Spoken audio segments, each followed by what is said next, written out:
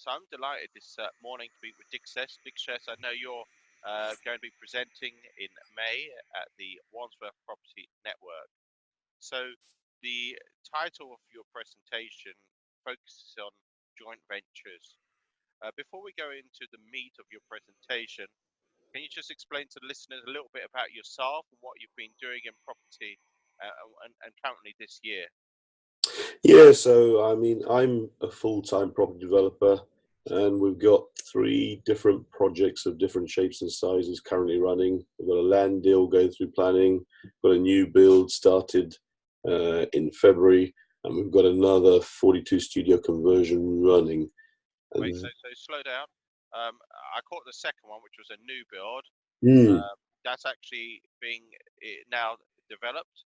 yeah, so it's been developed, and groundworks have already started, and we should be looking to sort of complete that before the year closes out. Okay. So when you say the groundworks, are we talking about piling or where we are in that particular Um, one? yeah, we're just talking demolition at the moment. Yeah, Okay. And what would that particular one be? So you talked about a 40 unit on the third one. Did you say 40 units? Have I got that right? 42. Yeah, 42 studio conversion. We bought a block of 4 terrace properties over 3 floors, and we're completely gutting the place and bringing it up to a higher standard. So that's the third one. The second Mhm. one, Diksesh, will be. We bought a 2.5 acre plot of land up in Peterborough, and we're looking to get planning permission upwards of 30 houses plus, and that's currently going through planning with Peterborough Council. Okay. But you started demolition already on that one. No, that's going through planning permission. It's Okay. the yeah. Okay. And the first one, Diksesh? The first one is the one we just spoke about, where demolition works have already started. Our demolition works have Yeah, started, and that's right. Yeah. that's going to be converted into. That'll be up to 7 flats. Okay, And that's okay. a new build. Yeah. So, Diksesh, that means you're quite busy this year in a number of different aspects. And I know your presentations about joint ventures, and joint ventures can mean different things to different people. I was at an interesting talk yesterday or workshop, and it focused on who your team members are as well. So, where do you come into this, and what's your skill set and your other team members as well? I think for me, joint ventures are a lot about relationships and different facets of your business. So it can be joint ventures through investors. It could be joint ventures with collaborating with other more experienced developers. It could be joint ventures through working with construction companies who can actually help you build and deliver a sustainable product. It could even be people within the technical world around planning consultants or architects who can help you find sites. So really, it's about Ah, looking at all facets of your business. just to interrupt, and I won't interrupt you too many times. It's interesting you mentioned architects helping in finding potential sites. Does that happen very often for you, or one-off, or you've heard of it for other people?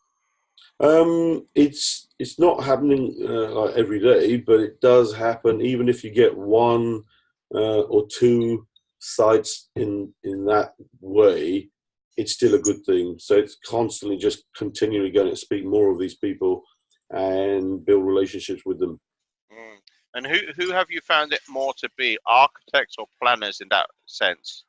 Or I would say it's a balance. I would say, but planning consultants have a higher propensity to sort of help you sort of locate good sites, because one thing they're very good at is knowing what type of scheme you can put on that site.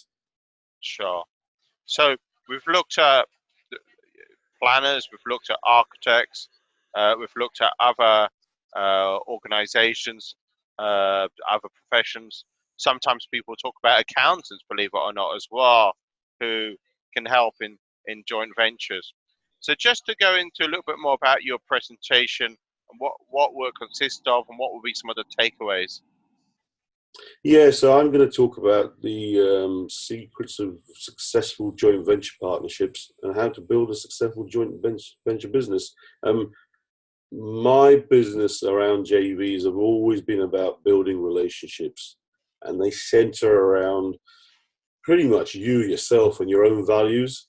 And for me, it's just getting out the front door and meeting other parties who offer those similar values and want to work in a long-term manner rather than just one project at a time.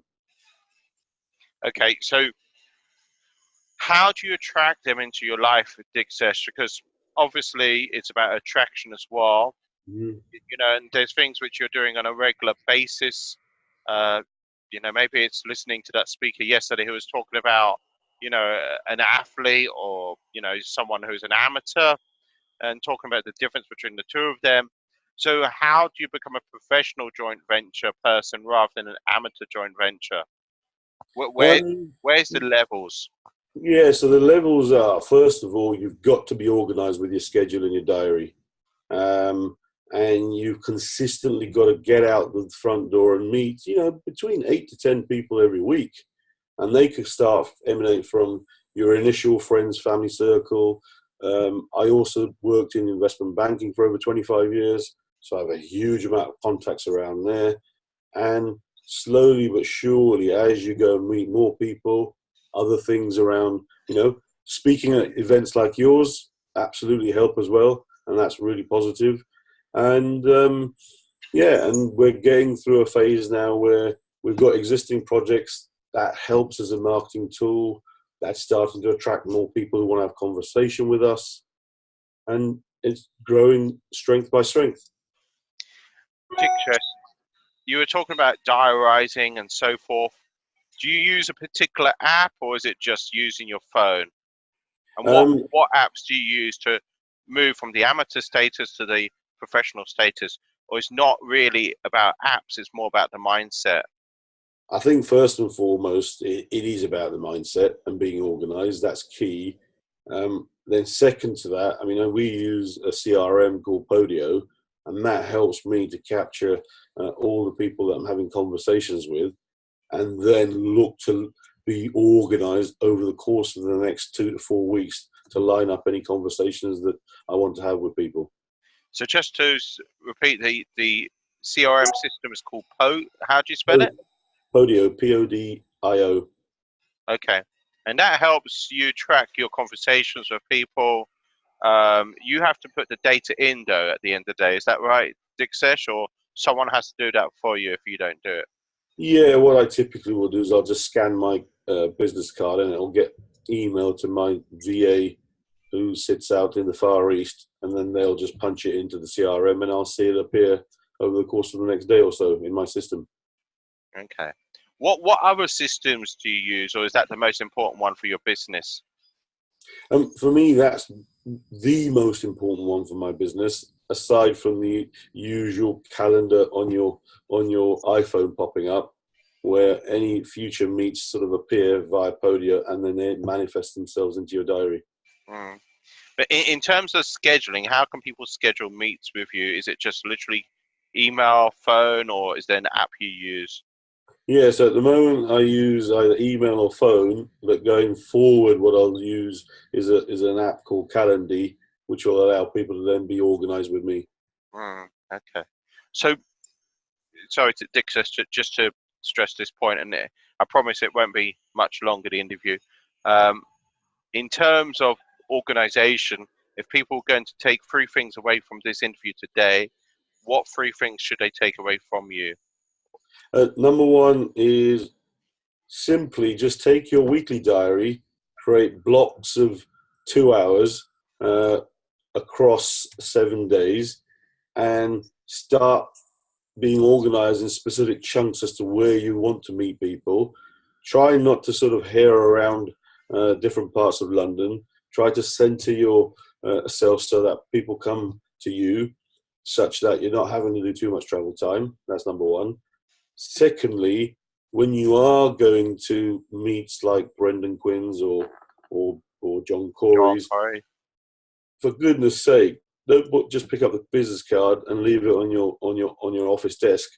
Make sure you follow up and make an interaction, and then the third thing is, once you've made an interaction, think about what value you can offer the person you're talking to. And that's absolutely key. They might need some help with recommendations to architects, planning consultants, construction people, and you'll find that you'll get a better response later on when you're talking to them second or third time. So Diksesh, how can people connect with you? I know you're coming along on the 18th of April, my anniversary meet. That's one way to connect with you. Is there a website?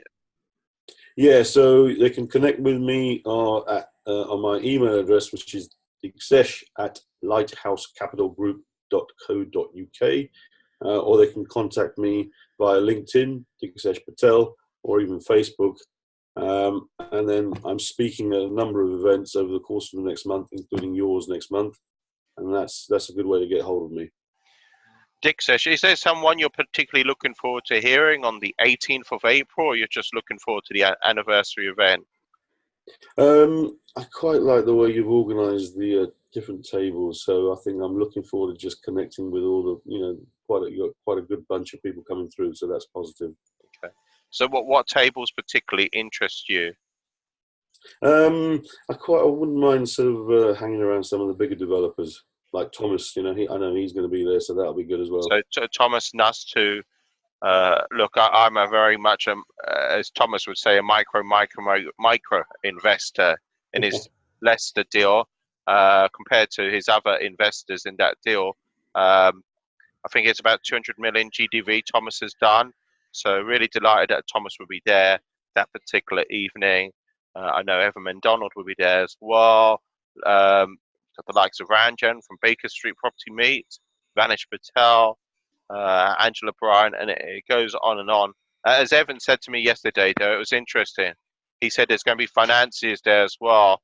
So you can have all the developers in the world there, but if you don't have the finance in one shape or another, that's the issue. So a number of crowdfunding platforms, including Crowd with Us.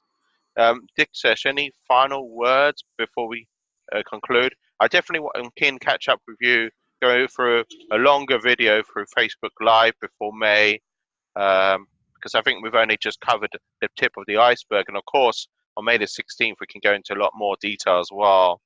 Absolutely, yeah. So no, I'm looking forward to your 8th anniversary event on the 18th of April. That's excellent. I'm also speaking at Ranjan Bhattacharya's Baker Street meet on the 25th of April. So if you feel free to come along and support us, and also look forward to seeing you in May at Wandsworth, speaking at your event there as well. Sure. Diksesh, you'll be joined that evening by Jay Howard. Huge respect for Jay from Auction House London.